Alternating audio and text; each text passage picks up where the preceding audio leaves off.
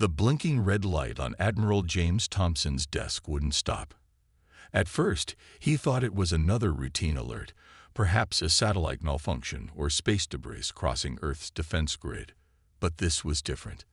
The energy readings coming from the edge of the solar system were unlike anything humanity had ever seen. "Sir, you need to see this," said Lieutenant Kate Foster, her face pale as she rushed into his office at the United Earth Defense Force headquarters. She placed a tablet in front of him, showing massive energy signatures that made their most powerful nuclear reactors look like birthday candles. Thompson stood up slowly, his weathered face reflecting in the reinforced glass windows that overlooked the sprawling military complex in Geneva.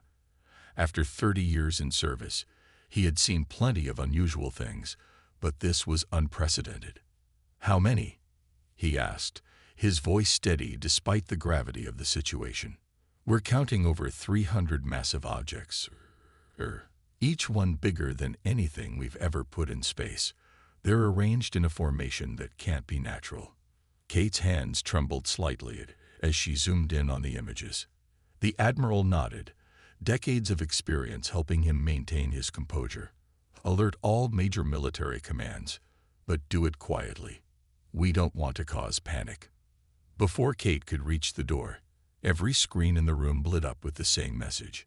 Strange symbols flashed across the displays before transforming into English text. The translation was perfect, which somehow made it even more unsettling. "To the governing authorities of planet Earth, your world has been selected for incorporation into the Galactic Empire. Resistance is unnecessary. Submission is inevitable. You have 24 hours to declare your surrender." Thompson read the message 3 times. He noticed something interesting. The Empire hadn't threatened destruction or violence. They simply stated what they believed was a fact, like saying the sun would rise tomorrow. "Sir," Kate's voice quivered slightly, "what are our options?" The Admiral walked to the window, looking up at the sky. It was a clear day, and somewhere up there, an alien armada waited for humanity's response. The situation reminded him of something he'd studied in military history, about how throughout human history, powerful empires had made similar announcements to smaller nations they thought would be easy conquests. "Get me a secure line to all Earth Defense Force commands," he ordered, a plan forming in his mind. "And bring me the historical archives, particularly the sections about successful resistances against overwhelming odds." Over the next hour, Thompson's office became a hub of frantic but controlled activity. Military leaders from around the world joined a secure video conference, their faces showing a mix of fear and determination. Scientists rushed to analyze the alien energy signatures, while historians quickly compiled the data the Admiral had requested. "Ladies and gentlemen," Thompson addressed the Global Military Command, "we face a force that clearly expects us to surrender. They've probably done this hundreds of times to other worlds, but they've never met humans before." He paused, looking at each face on his screen. "We won't respond with threats. We won't show them our weapons or try to convince them of our strength. Instead, we're going to send them a history lesson." When the message was ready, it was beautifully simple. Thompson had compiled thousands of years of human history, focusing on one specific theme: moments when powerful empires had underestimated smaller forces and lost everything because of it. From ancient battles where small armies defeated vast empires, to modern conflicts where guerrilla forces outlasted superior military powers. The message was clear. The final line of the transmission read, "This is not a threat. This is not a boast. This is simply a warning given in good faith. Throughout our history, many have tried to conquer Earth. You would be wise to learn from their mistakes." As the message transmitted toward the waiting fleet, Thompson stood at his window again. He knew that somewhere up there, alien commanders were about to learn something that every human knew in their bones. Earth didn't submit to empires. Earth broke them. "Now we prepare," he said quietly, watching as military aircraft began taking off from the base below. "Because they're either going to be very wise or very foolish. and we need to be ready either way. The massive screens in the Imperial command ship flickered as Earth's response arrived. Grand Marshal Richards stood watching, his perfectly pressed uniform reflecting the blue glow of the displays. He had chosen a human name to make communication easier, but he was anything but human. His gray skin and tall frame marked him as one of the Empire's elite commanders. "Sir, you need to see this," said his second-in-command. "The humans have sent history records." Richards moved closer to the main screen, his expression curious. Instead of the usual desperate pleading or angry threats they received from other worlds, Earth had sent something entirely different. The transmission began playing on the massive display. The first images showed ancient battles, small Greek forces defeating massive Persian armies, Roman legions being stopped by tribal warriors, Mongol hordes turning back from Vietnamese jungles. Then came more recent history: American revolutionaries defeating the British Empire, Vietnamese farmers outlasting superpower armies, Afghan tribes exhausting modern military forces. "They're showing us their defeats," one officer said, confused. "No," Richards replied slowly, his eyes fixed on the screen. "They're showing us their victories. Every single one of these is a story of a smaller force defeating a larger one." The historical record continued, shifting to show how humans adapted and learned from each defeat, how they took enemy weapons and turned them against their makers, how they used their environment, their determination, and their creativity to overcome seemingly impossible odds. In the Earth Defense Force headquarters, Admiral Thompson watched his own transmission with Lieutenant Kate Foster and Dr. Thomas Walker, Earth's leading expert on alien technology. The doctor had already started analyzing the energy readings from the Imperial ships. "Look at these patterns," Walker said, pointing to his tablet. "Their ships are powerful, but they're all the same.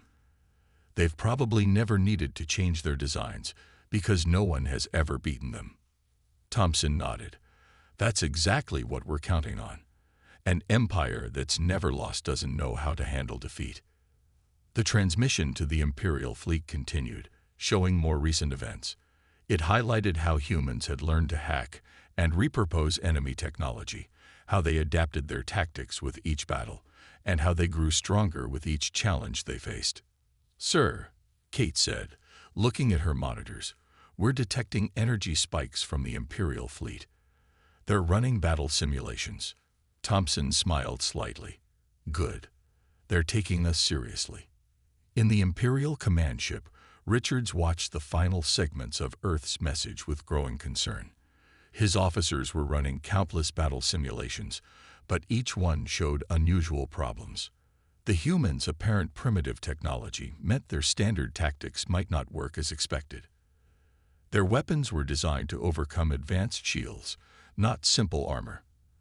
Their targeting systems were calibrated for high-tech countermeasures, not basic evasion techniques. "Sir," an analyst called out, "we've completed the psychological assessment of their message. It's troubling." Richards turned to face the analyst. "Explain." "Most species try to convince us they're stronger than they appear. These humans, they're showing us exactly how dangerous they are, using their actual history. It's either supreme confidence or they're telling the truth," Richards finished. He turned back to the main screen, where the final images were playing. They showed how humanity had united and advanced more in the last century than in all their previous history combined. The transmission ended with a simple message: "We have spent our entire history learning how to defeat superior forces. We have never lost our planet to invaders. We have never surrendered our sovereignty. This is not a threat. This is a warning." In Geneva, Thompson stood at his window again. Night had fallen, and he could see stars twinkling above. Somewhere up there, an alien empire was learning what so many others had learned before. Threatening Earth was easy. Conquering it was something else entirely. "Now we wait," he said quietly. "Let's see if they're smart enough to learn from history, or if they need to learn from experience." Grand Marshal Richards paced in his command chamber, his footsteps echoing against the metallic floor. The massive view screen showed Earth rotating peacefully in the distance, a blue marble suspended in space. His officers waited nervously for his decision. "Sir," his tactical officer spoke up, "the other commanders are requesting orders. Should we begin our standard conquest protocol?" Richards paused his pacing. In his 300 years of service to the Empire, he had never seen a response like Earth's. Most planets either surrendered immediately or made empty threats. But these humans had done neither. "What do our simulations show?" he asked, though he already knew the answer. "Inconclusive, sir. Their technology is too primitive for our standard battle computers to predict accurately." The tactical officer shifted uncomfortably. "But they are still just a single planet. We have conquered thousands." Richards walked to the main viewing window. His fleet of 300 ships could easily reduce Earth's cities to ash. They had done it before to other worlds that resisted, but something about Earth's warning bothered him. "Launch the first wave," he finally ordered. "But only 20 ships. Let's test their defenses first." In the Earth Defense Force headquarters, Admiral Thompson watched as the Imperial ships began to move. Dr. Walker burst into his office, excitement clear on his face. "Sir, we've cracked it," the scientist exclaimed, holding up his tablet. "They're energy signatures. They're not random. They're following patterns, mathematical sequences we can predict." Thompson smiled. This was exactly what they had hoped for. An empire so used to winning that they never bothered to change their basic operating protocols. "Lieutenant Foster," he called over the intercom, "begin Operation Thunderstorm. Let's show our visitors what Earth hospitality looks like." Across the planet, hidden installations hummed to life. They weren't the advanced weapon systems the Empire might have expected. Instead, they were cleverly disguised arrays of simple technologies, designed specifically to exploit what Earth scientists had learned about Imperial systems. In space, the 20 Imperial ships moved forward in perfect formation. Their commanders felt almost embarrassed to deploy such overwhelming force against a primitive world. Their sensors showed only basic satellites and a few primitive space stations. Then everything went wrong. Earth's primitive satellites suddenly began broadcasting on exactly the right frequencies to interfere with Imperial targeting systems. Their perfect formation became a liability as they tried to adjust their positions. "Sir," an Imperial officer shouted, "we're detecting massive energy spikes from their moon." Richards rushed to the tactical display. The humans had hidden massive arrays of simple mirror arrays on their moon, now reflecting concentrated solar energy at precisely calculated angles. The energy wasn't enough to damage Imperial ships directly, but it was exactly right to overload their sensitive sensor systems. "Impossible," Richards whispered. "They couldn't have known our frequencies, our weaknesses. But they had known. Or rather, they had guessed, prepared for every possibility, and waited to see what worked." 3 Imperial ships collided in the confusion, their automated systems fighting against the unexpected interference. 2 more found their weapon systems locked, targeting each other instead of Earth.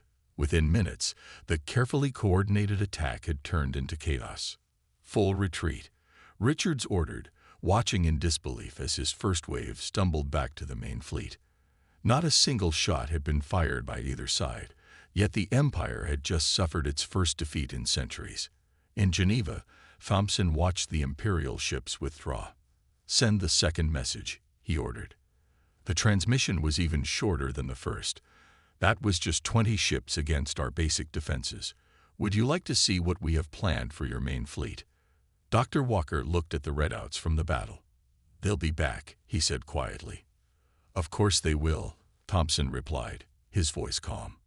"But now they know that every step they take toward Earth will cost them, and we've only shown them the first page of our playbook." As if to emphasize his point, the screen showed the Imperial fleet regrouping, but their perfect formation was gone. For the first time in their long history of conquest, the Empire faced an enemy that didn't play by their rules, and they had no idea what to do about it. Colonel Anna Martinez stood in the massive underground bunker beneath the Rocky Mountains, surrounded by screens showing real-time updates from around the world. After their first success against the Imperial ships, Earth had 48 hours at most before the next attack. They had to make every minute count. Status report. She called out to the room full of engineers and scientists. Dr. Walker stepped forward, dark circles under his eyes from working nonstop. We've analyzed the data from their retreat. Their ships use a standard programming language across all systems. It's advanced, but it's predictable, like they never expected anyone to hack them. Can we use that? Martines asked, her mind already racing with possibilities. Better. Walker grinned. We already are. Teams across the planet are writing viruses that speak their language. Simple code, but they've never seen anything like it. They won't know what hit them. In space, the Imperial fleet remained just beyond Mars' orbit. Grand Marshal Richards had called an emergency meeting of his command staff. The embarrassment of their first defeat had turned to anger, then to a cold, calculating fury. The next attack will use our full strength, he announced. 100 ships from multiple directions will overwhelm their defenses with sheer numbers. Back on Earth, Admiral Thompson reviewed the reports from Colonel Martinez's team. The planet had transformed into one giant preparation zone. Every factory, every lab, every military base was working together in ways that would have seemed impossible just days ago. Show me the asteroid defense system, Thompson ordered. Lieutenant Foster brought up the displays. Hundreds of small rockets had been attached to various asteroids in the belt between Mars and Jupiter. Not to throw them at the Imperial ships. That would be too obvious. Instead, they would use them to create a constantly shifting maze of space debris. Sir, Foster said, Colonel Martinez's team just uploaded their latest innovation. They found a way to use our own satellites as bait. Thompson studied the new plans. Earth's satellites were now rigged with simple but clever traps. When Imperial ships would try to destroy them, they'd release clouds of specially treated dust, harmless on its own, but programmed to seek out and stick to Imperial shield frequencies. They think we're primitive, Martinez said during the global command briefing. So let's be primitive. Every truck driver knows you don't need a laser to stop a car. Sometimes a handful of nails on the road works better. Around the planet, more preparations continued. Fishing boats carried special sonar devices into the oceans. Wind farms were modified to create targeted electromagnetic pulses. Even civilian cell phone networks were reprogrammed to act as a massive detection grid. In orbit, the International Space Station had been evacuated, but not abandoned. Instead, it was now filled with thousands of small, simple robots. Each one was ready to launch itself at Imperial ships, not to destroy them, but to attach and broadcast confusion across their communication networks. Dr. Walker worked with his team to finish their masterstroke. Their ships are too advanced, he explained to Martinez. They rely completely on their computers. But we still know how to do things the old way. They had trained teams of pilots to fly without computer assistance, using only basic instruments and their own instincts. Against the Imperial ship's advanced targeting systems, this primitive approach would make them nearly impossible to predict or hit. Time's up, Thompson announced as the screen showed the Imperial fleet beginning to move. Are we ready? Martinez looked at her displays. Every trap was set. Every defense was in place. Earth's strategy wasn't to match the Empire's technology, but to turn it against them in ways they'd never imagined. Ready, sir, she replied. Let them come. They thought they were hunting us, but they're about to fly into a spider's web. As if on cue, the first alerts came in.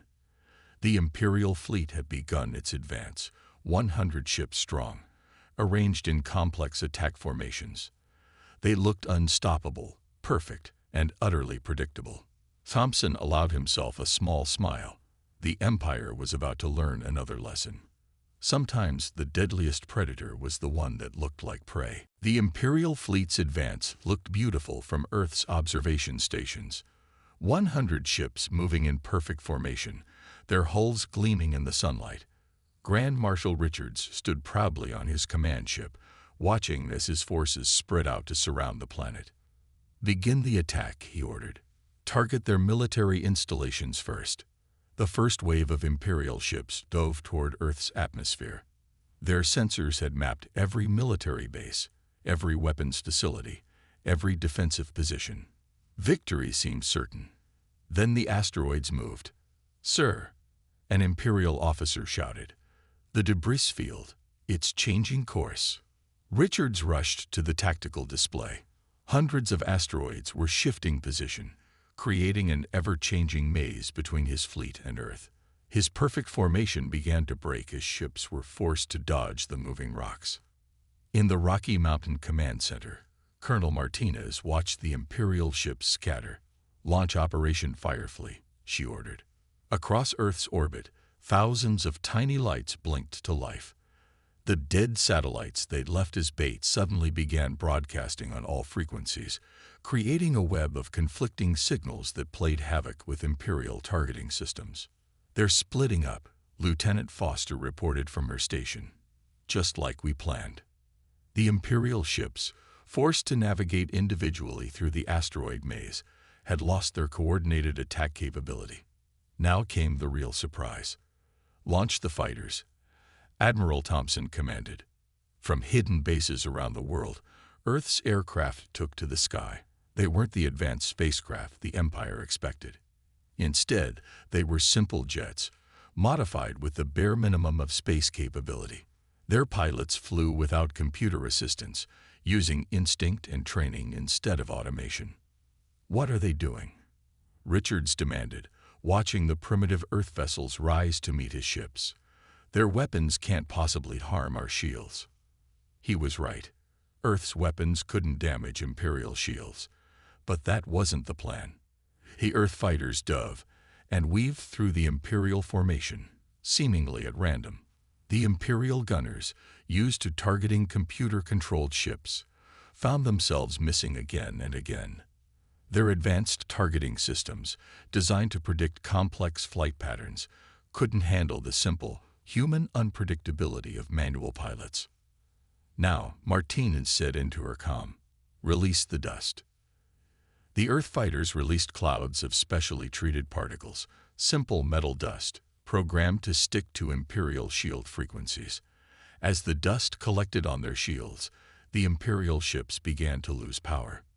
"Sir," an Imperial technician called out, "our shields, they're drawing too much power. The dust is creating a feedback loop." Richards watched in horror as his ships began to falter. Their shields, trying to maintain strength against the accumulating dust, were draining their power cores. The more energy they used, the more dust they attracted. In the chaos, Earth's primitive defense grid came to life. Simple electromagnetic pulses, broadcast from modified wind farms, interfered with Imperial communications. Fishing boats in the oceans released sonar bursts that scrambled their sensors. "Pull back," Richards ordered, but it was too late. The first Imperial ship lost power completely, its shields collapsing under the weight of the accumulated dust. Two more followed quickly, their advanced systems overwhelmed by Earth's deceptively simple attacks. "Sir," Foster reported to Thompson, 3 Imperial ships disabled. No casualties on either side. Thompson nodded. That was important. They weren't trying to destroy the Imperial ships, just disable them. It sent a clear message. Earth could have killed them, but chose not to. The remaining Imperial ships retreated in disorder, leaving their powerless companions floating in Earth's orbit. As they fled, Martinez sent one final message to the Imperial fleet. "Your ships are safe. Your crews are unharmed. We will help them if they need it. Remember, this was just our first real defense. Do you want to see what else we have planned?" In his command ship, Richard stared at the message, then at the tactical display showing his scattered, retreating fleet. For the first time in Imperial history, they hadn't just failed to conquer a planet. They had been completely outmaneuvered by one. Dr. Walker stood in front of the disabled Imperial ship, now safely grounded in the Nevada desert. Teams of scientists worked around it, studying every inch of the advanced technology. But what fascinated him most was how simple some of it was. They stopped innovating, he explained to Colonel Martinez as they walked around the ship. They found something that worked and never thought to improve it. That's why they couldn't adapt when we surprised them. In orbit, the remaining Imperial fleet had retreated to a safe distance. Grand Marshal Richards faced the hardest decision of his career. His ship's sensors showed Earth's defenses growing stronger by the hour as humans learned from the captured Imperial technology. "Sir," his tactical officer reported, "the humans are improving our designs." Richards watched the screens in disbelief. Earth's scientists weren't just copying Imperial technology. They were making it better. They found ways to make the systems simpler, more efficient, and most importantly, harder to predict. "How is this possible?" he demanded. "They were primitive just days ago." Lieutenant Foster, monitoring Imperial communications from Earth, smiled as she heard their confusion. "They still don't understand, do they?" she said to Admiral Thompson. "They think technology alone makes a civilization advanced." Thompson nodded, watching the global defense network growing stronger. Every hour, Earth's scientists learned more. Every minute, they adapted what they learned to work with Earth's existing technology. It wasn't about matching the Empire's advancement. It was about making something new, something the Empire had never seen before. "Launch the drones," Martinez ordered. Thousands of small, simple drones rose from Earth's surface. They weren't armed. They didn't need to be. Each one carried a piece of modified Imperial code, ready to infiltrate any ship that got too close. In his command ship, Richards watched the drones with growing concern. His fleet's advanced scanning systems couldn't make sense of them. They were both primitive and advanced, using parts of Imperial technology in ways their designers had never imagined. "Sir," his science officer called out, "we're detecting energy signatures, but they don't match any known patterns. They're using our own power systems, but they've changed them somehow." The drones spread out, creating a protective web around Earth. They moved in patterns that Imperial computers couldn't predict because they combined advanced algorithms with random human input. Some drones carried simple mirrors, others broadcasted modified Imperial codes, and some just created confusion with their unpredictable movements. "Status report," Thompson asked, watching the Imperial fleet's reaction. "They're trying to adapt, sir," Foster replied. "But their systems are too standardized. They can't change fast enough to keep up with our modifications." The Imperial fleet's perfect formation had become a scattered mess as ships tried to maintain safe distances from Earth's growing defenses. Their usual tactics were useless against an enemy that turned their own technology against them. Dr. Walker rushed into the command center, excitement clear on his face. "Sir, we've done it. We've fully mapped their command protocols. We can predict every standard move they might make." Thompson looked at the tactical display, showing the confused Imperial fleet. "Send them the message," he ordered. The transmission was simple. "Your ships use exactly 43 different tactical patterns. We've learned them all. Your weapons have 12 standard firing sequences. We know them too. Would you like us to demonstrate?" To prove their point, Earth's defense grid suddenly lit up with energy signatures matching Imperial patterns perfectly. The Empire's own sensors couldn't tell which signals were real and which were fake. Richard stared at his tactical display in horror. Somehow, in just a few days, these primitive humans had learned enough about Imperial technology to mock it. His fleet, the most powerful force in the known galaxy, had been rendered almost useless. "Orders, sir," his second-in-command asked nervously. Richards watched as more drones launched from Earth, each one demonstrating a new way that humans had improved upon Imperial designs. He realized with growing dread that every minute they waited, Earth grew stronger. The humans hadn't just survived the Empire's attack, they had turned it into a learning opportunity. And now they were teaching the Empire a lesson it had never expected to learn. True advancement wasn't about having the best technology, but about having the creativity to use it in ways no one had imagined before. Admiral Thompson stood in the command center, watching the Imperial fleet on the main screen. The past week had changed everything.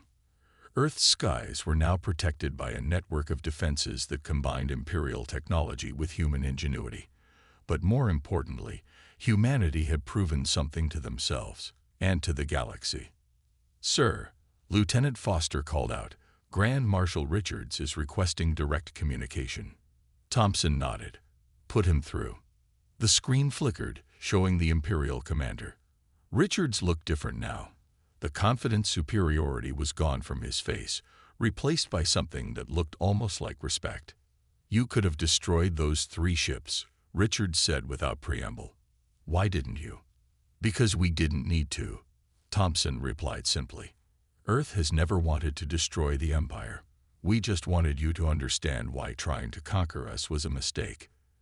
In the Nevada desert, Dr. Walker and Colonel Martinez were overseeing the return of the Imperial crews from the disabled ships. The humans had not only protected them, but had helped repair their life support systems when they failed. "Your technology is impressive," one Imperial officer admitted to Martinez. "But I don't understand how you learned it so quickly." Martinez smiled. "Because we never stopped being curious. Every piece of technology we saw wasn't just a tool. It was a chance to learn, to improve, to imagine something new." Back in orbit, Richards watched Earth's defense network growing more sophisticated by the hour. His tactical officers had given up trying to predict what the humans would do next. Every time they thought they understood Earth's capabilities, the humans showed them something new. "We've never retreated from a conquest," Richards said, his voice heavy with the weight of history. "Not in 1,000 years." "There's a first time for everything," Thompson replied. "But before you make your decision, we have one last message for you." Dr. Walker activated the transmission they had prepared. It wasn't a threat or a demonstration of power. Instead, it was an offer, technical specifications for some of the improvements Earth had made to Imperial technology. "What is this?" Richards asked, confused. "A gift," Thompson explained. "And a reminder, Earth doesn't want to be your enemy. We're willing to be allies, to share what we've learned. But only if you understand that we will never be conquered." The Imperial command staff watched in amazement as they reviewed the technical data. The humans hadn't just matched their technology. They'd found ways to make it better, more efficient, more adaptable. "Sir," Richard's science officer reported, "these improvements, they could benefit our entire empire. Their way of thinking about technology, it's revolutionary." Richards looked at his tactical display one last time. His fleet of 300 ships, the pride of the Empire, had been outmaneuvered not by superior weapons, but by superior thinking. And now these same humans were offering to share their insights, asking only for their independence in return. "Admiral Thompson," Richards said finally, "I believe we have much to learn from Earth. The Empire withdraws its claim to your world." Thompson nodded, but added one final point. "And the other worlds, the ones you're currently trying to conquer." Richards was quiet for a long moment. Perhaps it's time for the Empire to consider a new approach. One based on cooperation rather than conquest. As the Imperial fleet prepared to depart, Martinez joined Thompson in the command center. They watched as the massive ships turned away from Earth, their formation now altered to incorporate some of the efficient patterns humans had developed. "They'll be back," Martinez said. "Yes," Thompson agreed, "but not as conquerors. They'll come back as students, ready to learn. Because we taught them something their 1,000 years of victory never could. Sometimes the greatest power isn't in having the strongest weapons, but in knowing when not to use them." The Imperial ships disappeared into deep space, leaving Earth's skies clear once again. But humanity had changed forever. They had faced the galaxy's greatest empire and emerged not just victorious, but triumphant in a way that transcended mere military success. They had proven that humanity's greatest strength wasn't in their weapons or technology, but in their endless capacity to learn, adapt, and imagine new possibilities. And that was a power no empire could ever conquer.